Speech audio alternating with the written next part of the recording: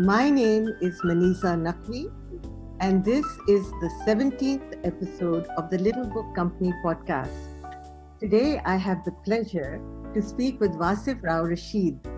He writes and actually should be writing novels. He is a communication consultant working in the development sector.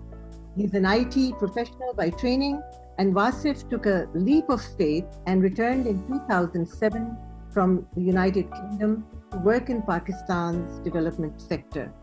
His other passion is military history, and it was kindled one cold afternoon in London when his uncle Rao Khilafat opened up about his life in the British Indian Army.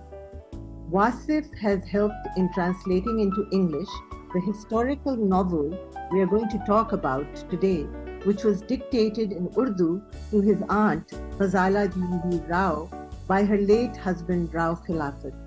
The novel is set during and after World War II and is a true story about a soldier in the British Indian Army. It is called Clara, a Sepoy's story of war and love. The novel in Urdu is called Clara, Dosri Jang Azeem ke Jangjo ki Lazawaal Mohabat ki Sachi Kahani. And the Little Book Company has published both versions as eBook. Welcome, Wasif. Thank you. I mean, I must make a good go of this because what a flattering introduction that was. And good evening, everyone, from a very cold and wet Islamabad. So this book and what it means to me, it really is a labor of love, and it goes back a very long way, half a century away, in fact, because that's when Uncle told us about his life and trials and tribulations as a sepoy in the British Indian Army. And it happened after we just finished a very silly black and white war film, which was a norm in those days. And the British were shown as fantastic, stoic, stiff upper lip, cup of tea would solve everything. And the Germans were sort of, cardboard cutouts with horrible accents, etc., and very cruel. Mm-hmm. And it was also seen as an all Caucasian affair because there were no Indians or anything else. The Japanese and the Italians were side actors. Mm-hmm. And he got really sort of annoyed by the end of the movie, and he said, "Look, this is all nonsense. Let me tell you what war is really like and what uh, I saw in the World War." And we were really transfixed. It was 3 hours, 4 hours of just listening to him talk. He just unloaded on us, because I think he'd kept it in for so long, and he told us so many things about his life in Rohtak, which is a very poor part of Delhi in those days, and the only way out was soldiery. Mm-hmm. But his family was dead against him joining up because his brother was already listed as missing in action in the desert in Libya or Egypt somewhere. Mm-hmm. But he was fascinated. He was always, he said he'd been fascinated by military, anything military since he was a boy.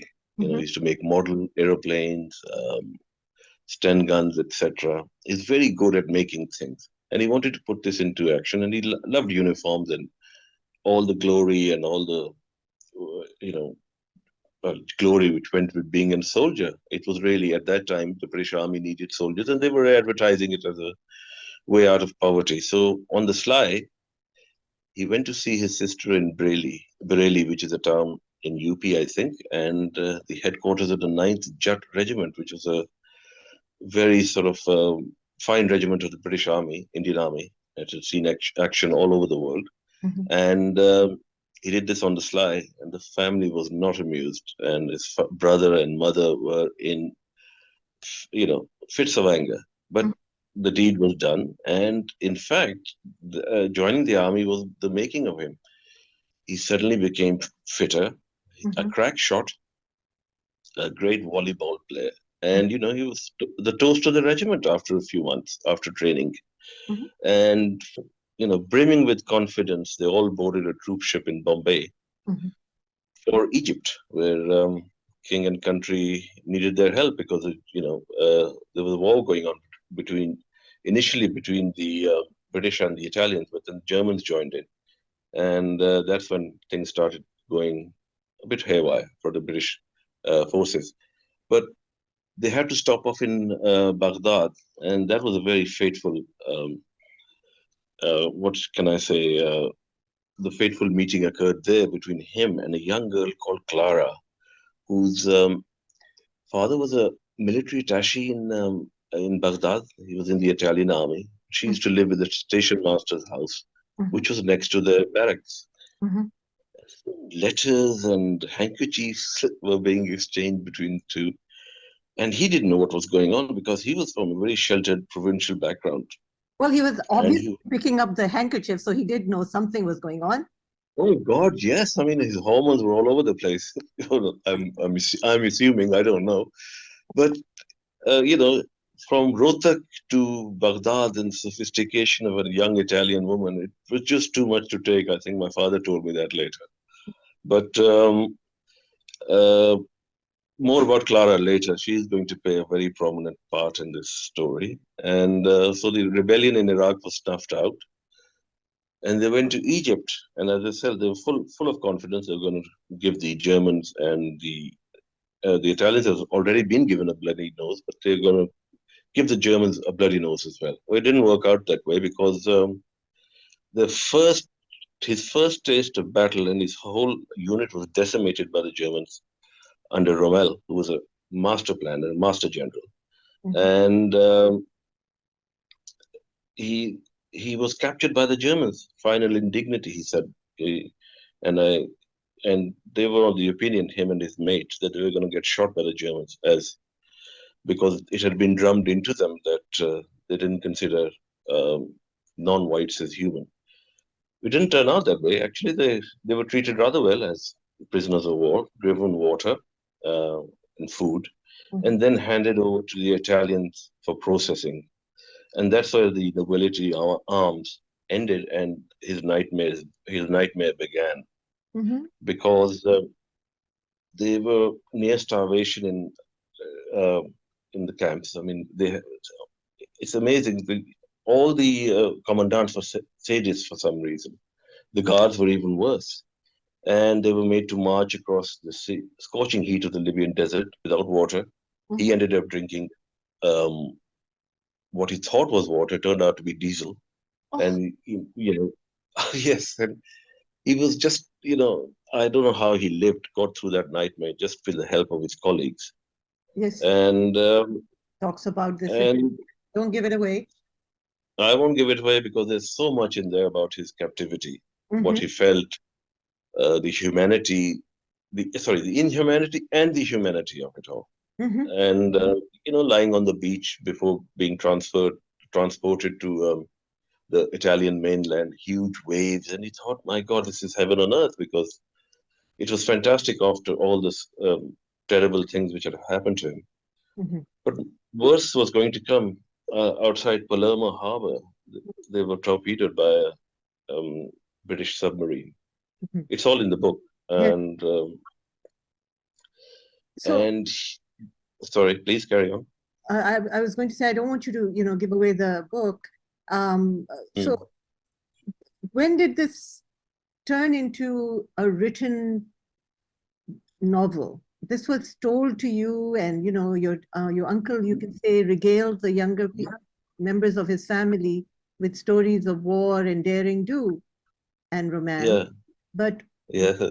start to take shape as a written document. Well, the initial incident occurred in '68 and I remember a school. I went to school the next day, all agog, all excited. And I told my classmates this story, and one of them said, "Tell your uncle immediately to put it down on paper and sell it to or hawk it to a television station or a film company." How old were you, And that Wasif? eight. Your 8-year-old friend was talking like this? Yes, can you imagine? No. It's incredible, isn't it? In those days, we were sort of Where were you? uh, We're in London. London, obviously. Oh yes. Oh yes. So Oh can yes. I ask And you, they were really. why were Hmm? you in London at 8? My father was. posted there as in the embassy, as in the High Commission as a counselor. Mm. Mm. and and those were the days of Vietnam, flower power, and it was such. Britain was changing, and we were there and witnessed it, which was so much fun. So your 8-year-old friend who was a future Hollywood producer. No. He wasn't a Hollywood producer. He just said your uncle should write it down and then sell it to a TV station or Hollywood. I mean, this is just an idea. I wonder how he came up with that, and that stuck in my mind. Mm-hmm. And I, things when um, uh, we came back to Pakistan, but I was always asking my father that uncle should write. Mm-hmm. And unfortunately, he was very old when he decided to open up, to, he, he married Ghazala, and she was very interested in history. That's his wife, Mm-hmm. Ghazala Jahingir.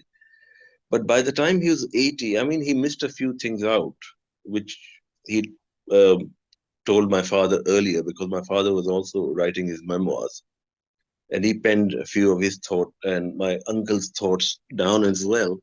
But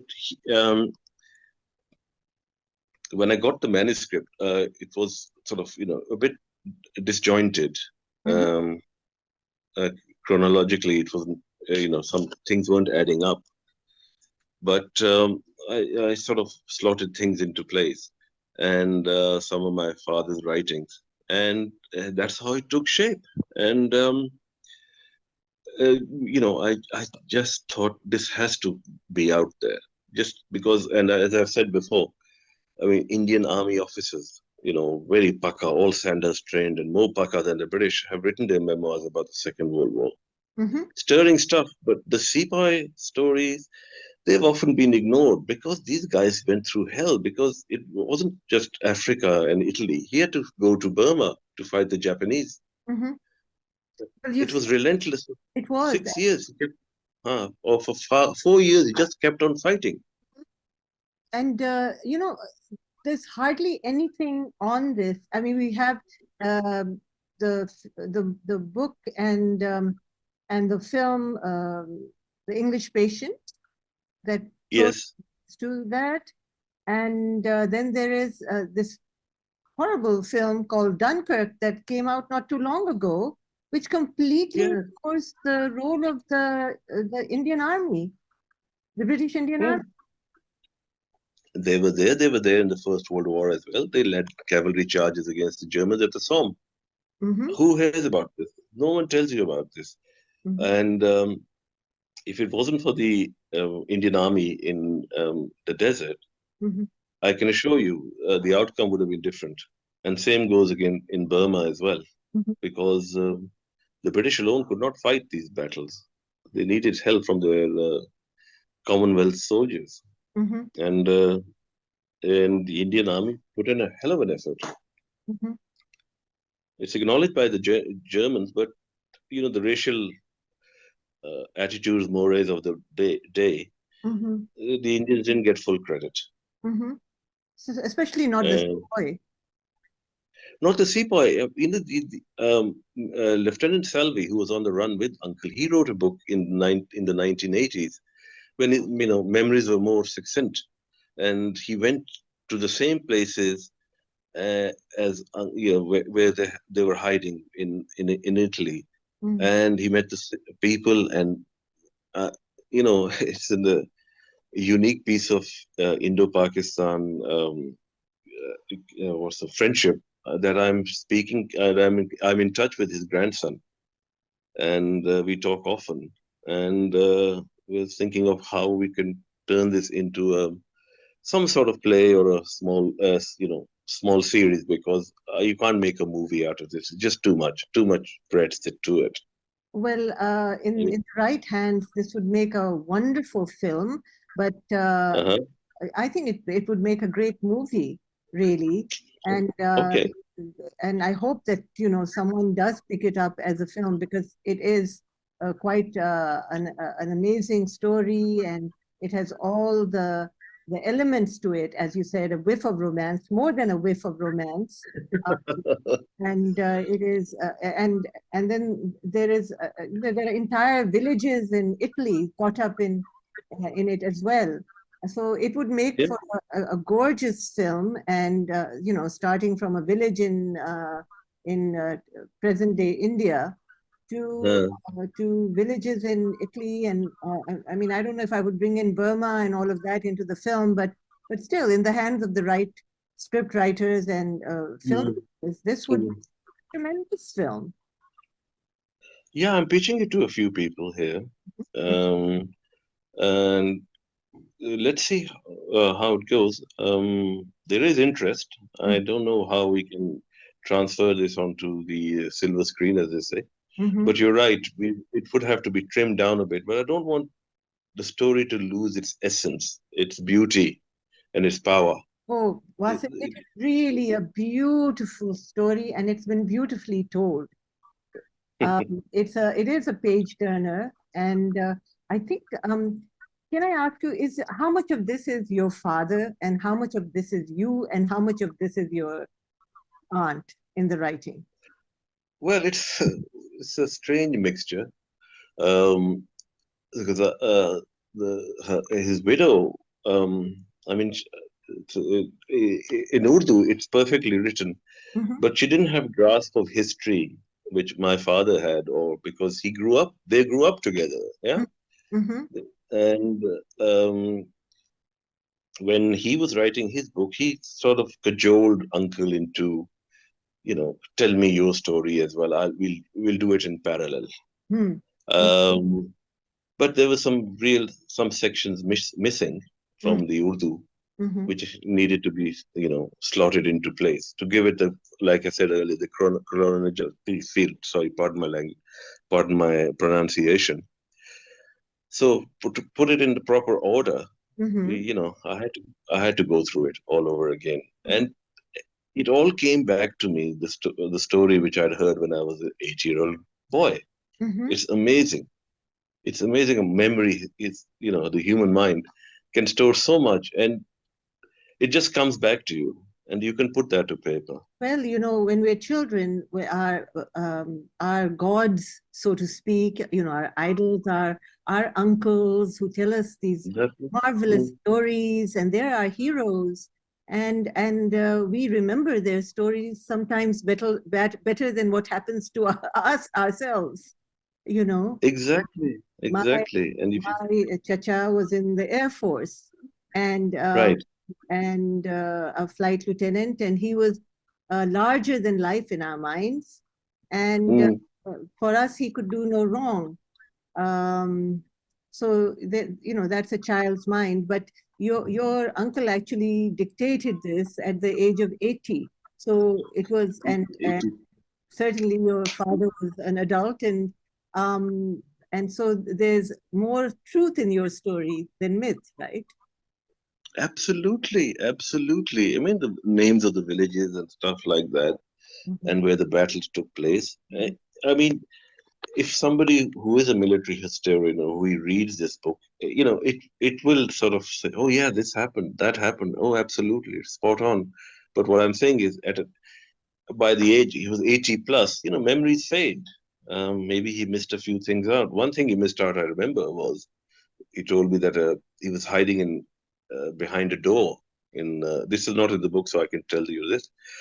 Hiding in a cellar, and the German came and kicked the door open and walked straight in and walked straight out without turning. And Uncle was just behind the door. He would have seen him, but he was scared that somebody might jump him if he turned around, It's and walked straight back and shut the door. I a mean, Python moment. the stuff of legends. Yes, yes. Wow. And Yeah. what about what about Clara? Ah, well. Oh, there was some, he came back.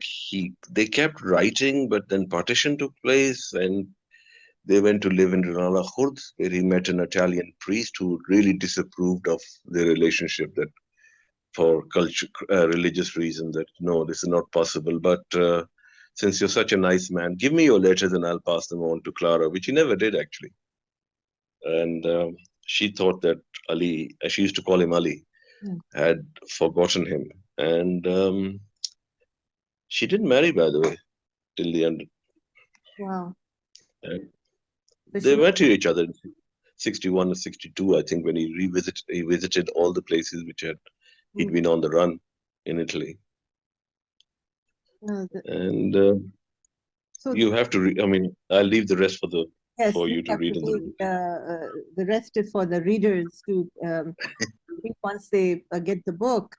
And I mean, the story has such romance, such daring, such adventure, such tragedy as well.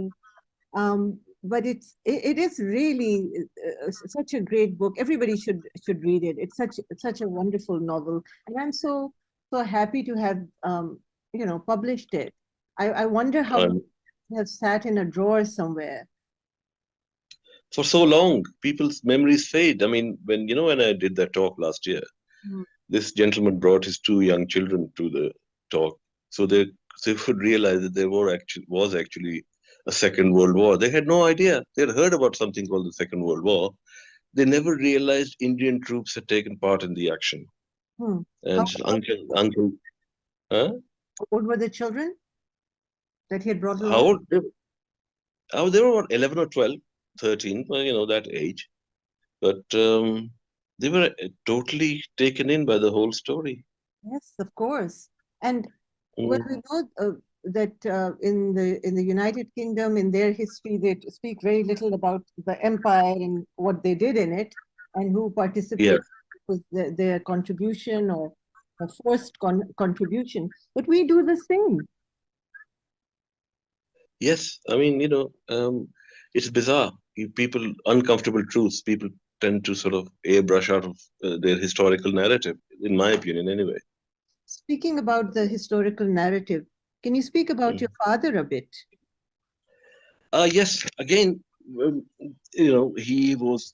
he had the distinction of going to Aligarh, the first person from his village. He's very intelligent, very sharp kid, and his elder brother, his father died when he was before he was born, so his elder brother took him under his wing and educated him and sent him to Aligarh. Mhm. And from Aligarh, he came to Pakistan and joined the nascent, it was a nascent country. They were looking for officers, and he joined the police force. And in those days, there were very few superintendent police, assistant police of, superintendents. Pakistan at that time had a population of 40 million. Do you know that? Now it's 240 million. So you can do the sums. And it was a fantastic time to, advance your career. And for a so bright young lad like that, I mean, the road was open. He had, his fortunes skyrocketed. He flew really high. I mean, his downfall was as climactic as his, achievements. But he joined the police. He was IG Punjab, one of the few, as they call the jewel in the crown.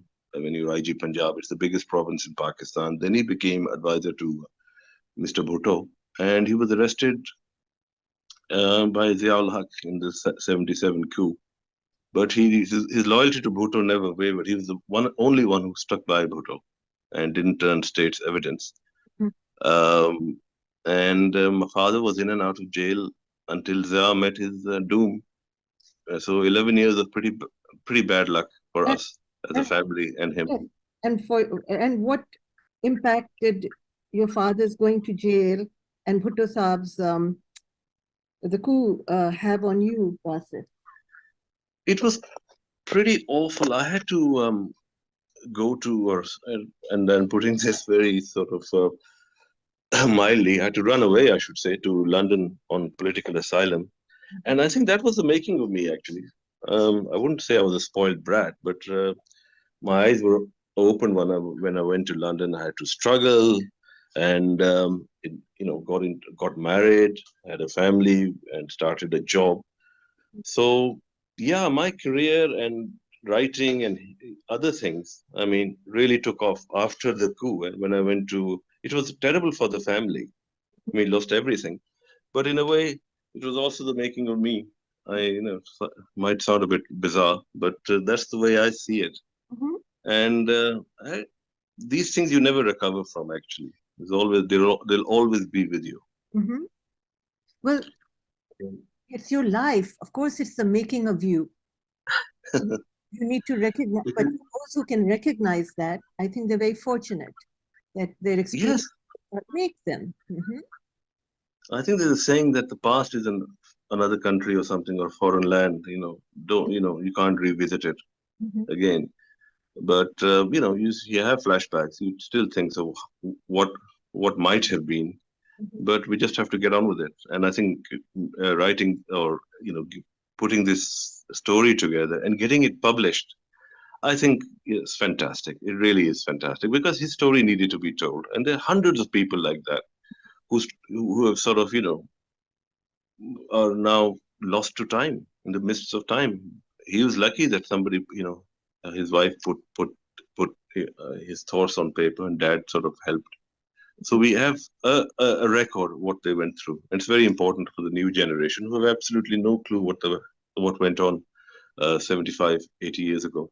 Yes, and I hope that this talk and the book will be inspirational to other people in sitting in Pakistan who have had whose elders have participated in events in history, great and small, and can put together a historical record that tells a very different narrative than what is fed to us all over the world. Exactly. Exactly. It's not just Pakistan where history has been distorted. Everywhere you will find this. Mhm. And So, yeah, in that respect, you're absolutely right. This what story needed to be told. this story needed to be told. Um, Mm. and I hope that in the coming days it'll have many more readers because it should. Um, and tell me about your own schooling, Wasif. Well, it's pretty good actually because, like I said, from 66 to 71, it was in England. Mhm. So I got my primary education in England. Then I came back to Pakistan, and dad was posted all over the place. So, Peshawar, Pindi, and then finally HSN in Lahore. And after that, I went to London, as I said, and What was got HSN into like? IT. What was HSN like for you? Those were the years that actually I knew you. Yeah, That, I tell you, HSN gets bad press, but it's not a bad place actually. Yeah, you have your sort of uh, dullards and duffers, and your sort of what's the sons of landlords who don't do any work, who just sit around doing nothing. But it does breed, it does breed a certain camaraderie, Mhm. and I can assure you of this. When Dad was arrested, all the Johnny come latelys disappeared, and my HSN chums stuck by me to this day. You know, Mhm. so that's what I mean. Yes, it has a lot of bad press. It's a bit of a sort of elite institution, but it has its you know positives. Mhm. And then I went to London. It's a bit of a struggle, working nights, this, that, and the other. Um, and But I got my IT skills honed in, and then it ended up working for Credit Suisse in banking, which was fun. But I always wanted to write, and I wanted to, you know, do something in the development sector. And after the 2005 earthquake, I just decided enough is enough. Let's go back, do something for the country. Mhm. And so here I am. Here you are. And Wasif, do you think about writing writing a novel of your own? I, Yes, I'm.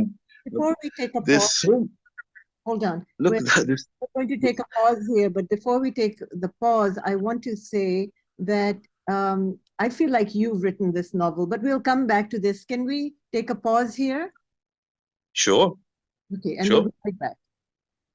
Okay. So, Wasif, we were talking about your ability to write and your proclivity to tell a story. Have you been thinking about writing a novel? I have. There's so much information in that mind of mine because of what I've seen over the past so many years. Uh, I am trying to sort of, as I've said before, compartmentalize things, how to put it, onto paper. Mm. It's a bit of a struggle, but I'm getting there. I'm just snippets here and there, and beginning to take shape. But as they say, watch this space. Yeah. In all the time and everything you've gone through and, all the different phases of your life, you've never ever lost sight of Pakistan. Never for some reason. I mean, we were born in. I was born in Montgomery, which is now Sahiwal, and we used to go to our grandfather's place, a huge mansion, really you could call it, holidays and Eid, etc. So something about this country, I don't know, it's ingrained in you. You want to come back for some reason. I mean, some don't. They just sever their links and leave. But I don't know what it was, especially Rawalpindi, the Rawalpindi area. I grew up here, so there's a certain affinity toward about Rawalpindi for some, and the Potohar actually for some reason. I don't know why. This I is love very, this place. yeah, there should be a joke at this point. You're not being your customary self here. But you asked me such an in-depth question, such an emotional question. Uh, the humor in well, Pakistan is a joke, so basically you can't make it. Yeah, well, I didn't mean you to say that. Oh, yeah. It's not, I mean, there's a lot of comedy in There is a lot of comedy on the streets, on the when you're driving, or on an aeroplane.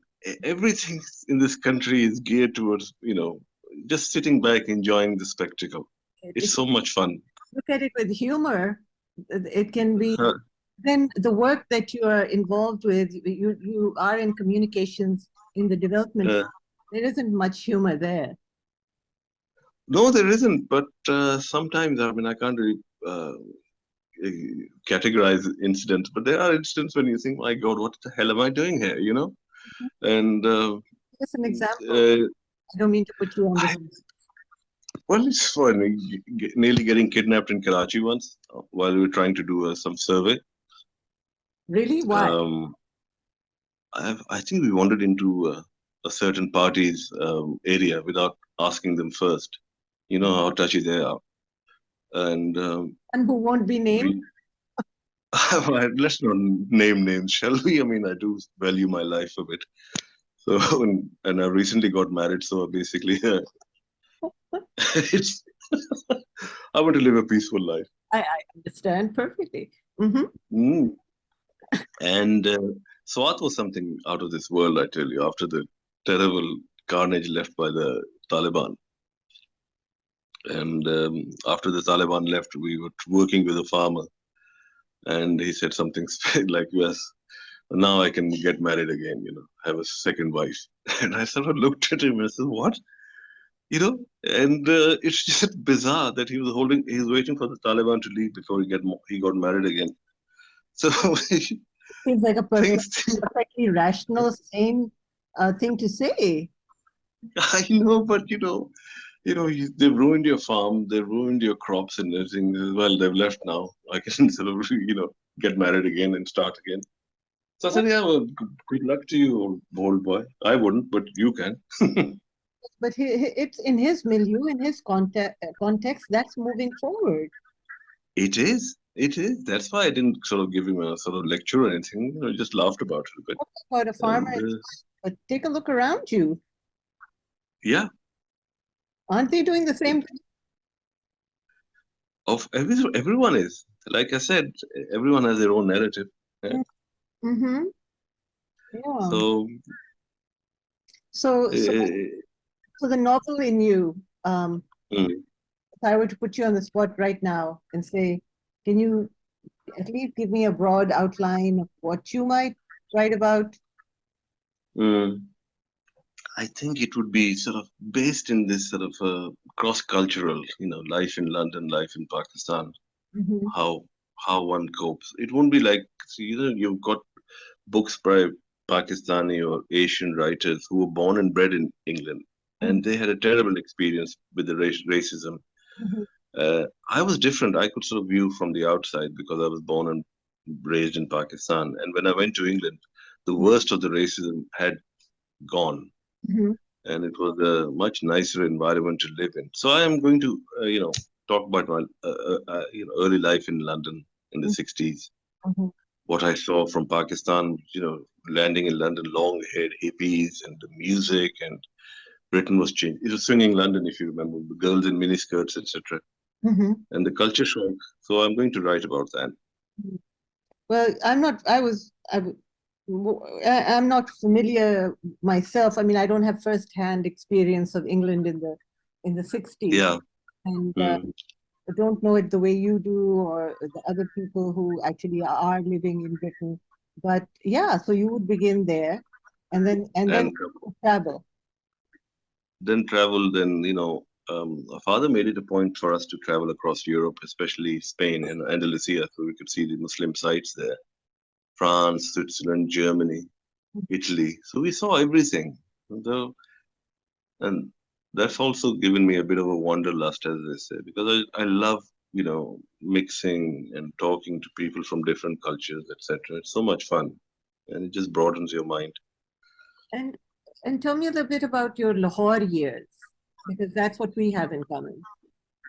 Oh, the Lahore years. Well, the Lahore years were when Daddy was made IG Punjab, so joined HSN, which I didn't like in the beginning, but I really sort of, you know, got into the ethos of the school. And then dad left for parents left for Islamabad because dad had posted out. So I went to boarding school. When I met you, it was after the coup had taken place, as you recall, yeah. Mm-hmm. And Lahore in those days was a nice city. There were parties. There was just a tolerant society. It was, you know, open, uh, uncrowded. There were trees. It was green and lush. And that I'm afraid we've lost. And that's another thing I don't want to write about. You know. I'm bewildered by the size of Lahore and the overhead passes and the underhead passes. They've kind of Yes, split the city apart, and it's no longer Lahore. absolutely. You know that bewilder is basically how is the right phrase or right word. You've lost your term of reference. The equilibrium even you is gone. Places like Tollington Market or going to Anarkali in the morning and going through the second-hand books, which is still there, but the traffic, the pollution, Mm-hmm. it's not the same thing. Park Tea House, for instance, Mm-hmm. and Neela Gumbad, all these landmarks, which are really spoiled now. Yeah. And the newer parts of it feel like a big parking lot with boxes for houses on it, expensive boxes. Absolutely. Lahore is going vertical, Mm. and so much land around, which was when we used to go to Sahiwal, as I said, places which are now built up were basically villages. Not even that, just Mm. uh, land which was desert, I guess you could call it. I mean, the Ravi was miles away, which is now, a sewer, Mm. Mm. and if you went up, there's a place called Bhai Pheru, if you remember. It was named after a British English priest called Brother Turner. So it's called Bhai Pheru. I mean, it was way, way out. Now it's basically a part of Lahore. Tell me about that. I did not know that Bhai Peru was named after a British priest. It's Brother Turner. So they literally translated it Bhai Pheru Turner. Are you making that up, Wasif? I might be, but this is what I've heard. And so I've heard it from several sources. It could be true, Really? but we can call the novel Bhai Pheru or Brother Good Turner. one. Hmm. It's Uh, a good one. Uh-huh. But you know, then I'll con- we were teenagers. We're thinking back to a Lahore, or I am, when we were teenagers. So, of course, it was lovely and wonderful because those were our teenage years. And Hmm. I'm sure people who are teenagers now in Lahore think this is all very wonderful and marvelous. And what are we talking about? I guess so. When they return in 20, 30 years, they won't recognize the place either. But yeah, Mhm, mhm. What is it about Lahore that you love the most? I don't know. Most of my friends are there. It's a comfort zone actually, because mom and my mamu and the family used to live on a place in Anarkali called Lodge Road, Mhm, next to Lady McLagan School. It's a very historical part of Lahore, mhm, just behind the museum and the NCA. mhm. And I used to. The evenings were the best. You could walk to, Data Darbar or places like that, or you could walk all along the mall up to the Intercon Hotel or something like that. And it used to be deathly quiet, and no pollution, and you could stop off and have a coke on a pan or something like that. And it was just with your cousins. It was a very very family affair. So that's what I miss. But then people come in and come out, go out of your life. So that's part of life, I guess. Mhm, mhm. And So it's, yeah. so it's these things which really, companionship, etc., and things we used to do when you were younger, and they were more innocent. I mean, seeing a movie was such a big event. You used to dress up to go to the cinema. Mhm. So things like that, yeah, And you're a film buff yourself, right? You mean you love, absolutely. yeah. Uh, Any particular type of movie or um, Well, it's pretty broad sort of church. I mean, I like uh,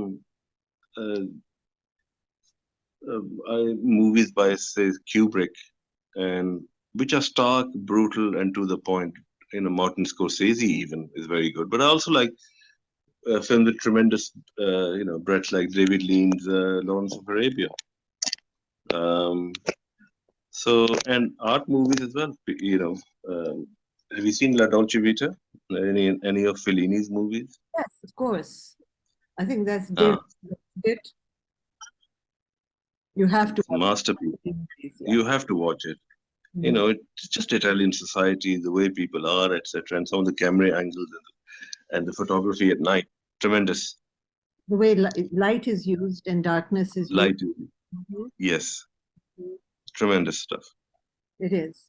In fact, watching films, these old black and white films, um, they help you in your writing as well, don't they? Absolutely, the narrative is so good. I mean, have you seen Sunset Boulevard? It is a masterpiece.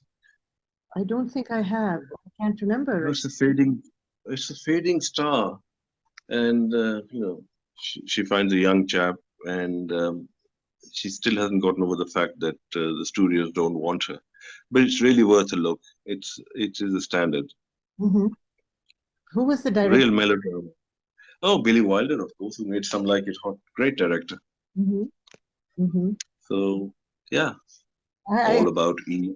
I see that you haven't mentioned the the the comedy that you Well, the Pink Panther, obviously. I mean, goes without saying. There are Mel Brooks, one film which I've always want you to see, but you haven't, called Blazing Saddles. I don't You think know, it ran. I think I'll be very disappointed, Wasif, to see it because you quote from Blazing Saddles so that so much that I think it will pale in comparison to your own acting it out. Well, the thing was, we went to see it in this obscure cinema in Lahore. No one got it. And they, two days later, the film had been removed from theaters because it was so, you know, uh, Ah. anarchic. No one got it. Hmm. Hmm. And Black Sheriff and this and that, and some of the dialogue is to die for, I tell you, which I can't really repeat.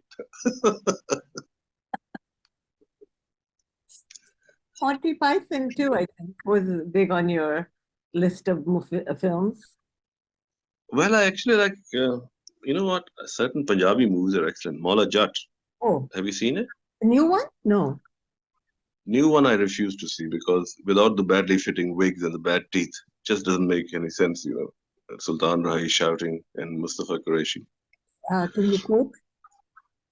Hmm? You quote from Mola Jat? उसका coat एक है ना कि नया आया है Sonia something like that, you know, and to Yeah, a police yeah. officer. But I can't really, you know, act the scene out. There are so many things about that movie which work. Yeah, I'm sort of going rifling through my head to figure out if I can remember any dialogue, but of course, Same here. I uh, have to rewatch it to get the dialogue.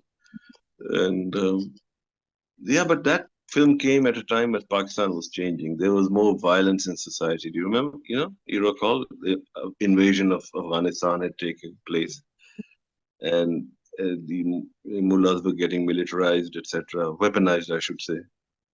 mhm. And society was changing terribly for the worse, I think. We were being whipped in on street corners and Yes, mhm.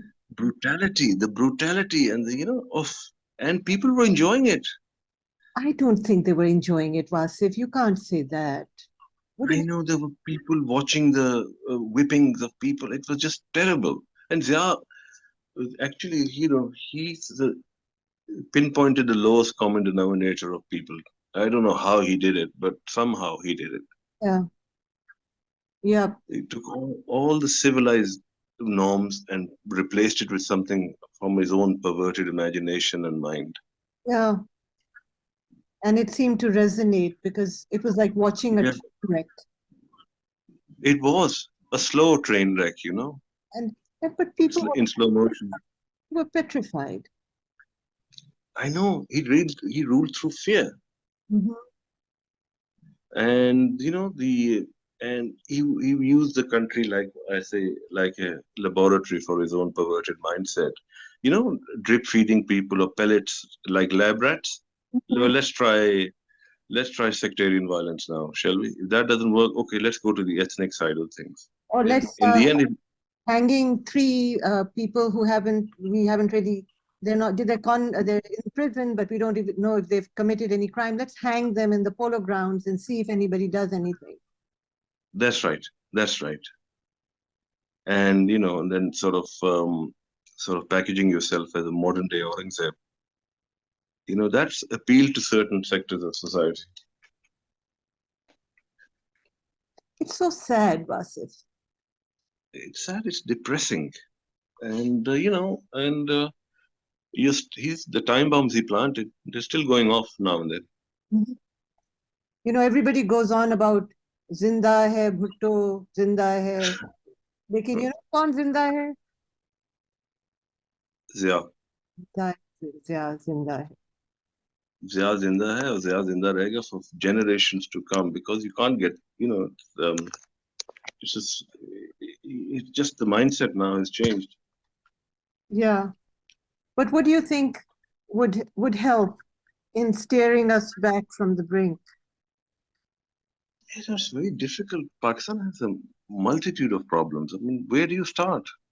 Do you get religion out of people's minds, out of the psyche, the way it's practiced in Pakistan, the ethnic divisions, education system? I mean, look at your rampant population growth and then climate change. I mean, okay, climate change is out of our control, but the other things are not. You can change them, but you need political will. No one has. Hmm. But They want to keep this society on the edge. yeah, but that's impossible to do now with, even if you want to close people's minds, you can't, not with the kind of technology that's out there. And people are Yeah, looking at what the rest of the world looks like and how they practice faith and how they live their lives. And I think the new generation in Pakistan wants to be part of that. that's why they're migrating like crazy. I mean, there's such a brain drain in Pakistan of people, from the financial sector, the medical sector, the technology sector. They want the good life as well. Mhm, mhm. and no, they're not coming back either. So in the development sector, in the development world, what sector are you doing your communication work in?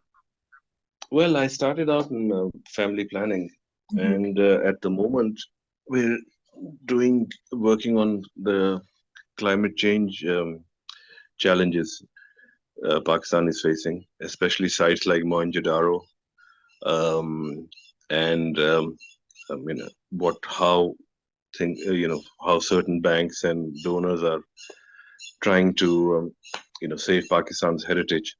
So that's what we're working on at the moment. Mhm. Um, so let's see how that goes. I will keep you informed as to how things are progressing. Mhm. Although Mohenjo-daro was saved in the latest floods. Yes. Mhm. What do you mean by that? Well, they built up the bunds and the barriers around the site, so the Mhm. ruins Mhm. they didn't suffer this time from the floods like they did in 2020. Mhm. So that's what they're doing, mitigating the effect of these. Because I mean, yeah, your father's book is tremendous. I mean, I still use it as a sort of to understand the logic behind the Indus Basin, etc., and the history and how it was constructed and how it's gone to pot. My dad's book, Indus Yes, Waters and Social Change. Yes. that's right. It's a tremendous read. Yeah, and it's a real again labor of love, and the amount of time it took him to write it, about 12 years, uh, Eklo.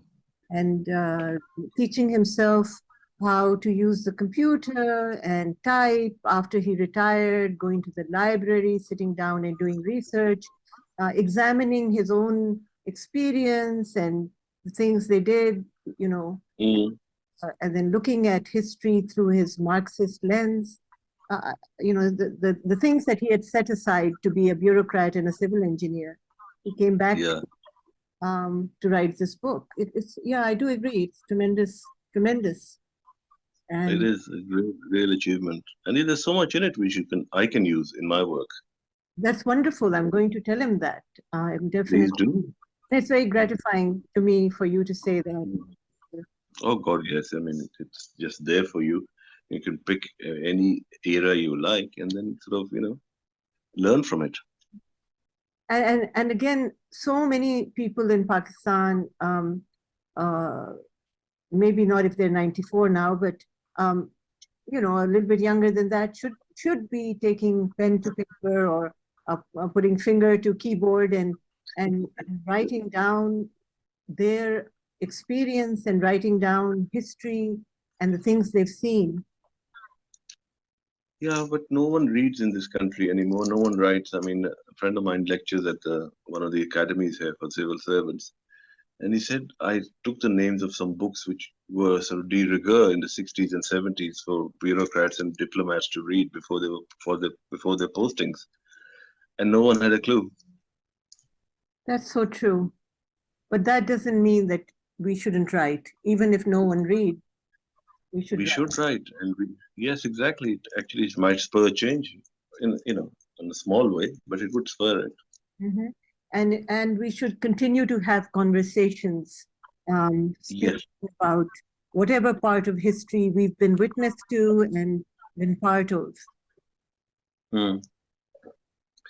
And my next project hopefully will take off is some Sikhs want to come and see their houses of their ancestors in places like Chakwal, Rawalpindi, Mhm. and in the Potoha. Mhm. So that will be interesting. How will you do that? They want to come and they want to tell me their life stories, Mhm. what their parents told them, what their grandparents told them, and we have to make that into a film or a docudrama. So, so, so tell me a little bit about that. So they're going to actually come to Pakistan, and you're going to take them around, and you're going to document. Yes, And document what their feelings are, how they felt, what did the grandfather tell them about Kartarpur, in the fact, the, like the Moor's last sigh, one grandfather looked back before crossing the Ravi to Kartarpur and the village he been born in and his ancestors had been born in. Mm-hmm. And so that it's basically based upon that, Mm-hmm. a sense of what's the word? I mean, you live for generations in a area, say like Narawal, and then suddenly one day you're asked to leave. Mm. So Yeah, that, and these that's people are mostly based in Canada and America, so that'll be quite something. that'll be a wonderful thing to do. Mm. What effect do you think that will have for those people and for anyone watching that kind of a And documentary? like I said, this pick and choose history we are confronted with in Pakistan. I think it'll all the. I mean, I'm putting this in a very English way. All the feathers which were ruffled by partition and all those things, it might give people a better understanding of what life before partition was about, and a Mm-hmm. sense of community, and that we should, despite partition, we should sort of look to the future and leave aside all our previous baggage. But it's very difficult. I mean, my parents still used to talk about Rohtak, and my mom used to talk about Hoshiarpur as home. Mm-hmm. And so we're exploring these sort of aspects of Mm-hmm. life. Well, throughout human history, people um, have had to leave their homelands and move, Mm, and move, yeah. as long as wherever they go, they can be whole and and uh, and can somehow in some way, whether it's in stories and in film or have someone uh, listen to them with a sympathetic ear, that is in a way some sort of a return, right? Yeah, listening is very important. Listening, because we were sort of, when we were young, we used to go to Saiwan or at the dinner table or stuff like that. We all listened to our parents or grandparents talk, and it was very, very interesting. Nowadays, no one listens to the old people. And life has become a bit more sort of, I don't know, cutthroat, perhaps, if that's the word I can use. Frenetic. It's Yeah, moving so fast, and there are so many candidates vying for our attention between the iPhone and the iPad um, and the television. Or maybe people aren't watching television, TikTok and YouTube, and no one really has time to listen to anything. yeah, attention spans have decreased, and no one has time for the romantic imagery And yet, of what part. Hmm. we still have to have the conversations. Yes, you have And to talk. It's good we to talk. have to talk. We have to have the conversations, and we have to write. Yes, I will do that. I will start on my novel, I promise. Okay. Okay. Well, thank you, Wasif. And again, the novel that tells the story of your chacha, your uncle, Mm. and My Taya. your taya. Mhm. I thought it was your father who was the eldest, but of your taya is absolutely brilliant. And I think several members of your family have contributed to making that story come alive. And that in itself is such a lovely story in itself, a family endeavor of loyalty and love. And the book is called Clara, a Sepoy story of war and love. And thank you so much, Wasif, for talking to me today. It's it's been an absolute pleasure. I'm flattered actually that I was asked to participate in this podcast. But I really felt that you were right. We need to get it out there. More people need to read it. Indeed. Thank you, Wasif. My pleasure. Bye for Take now. care. Bye.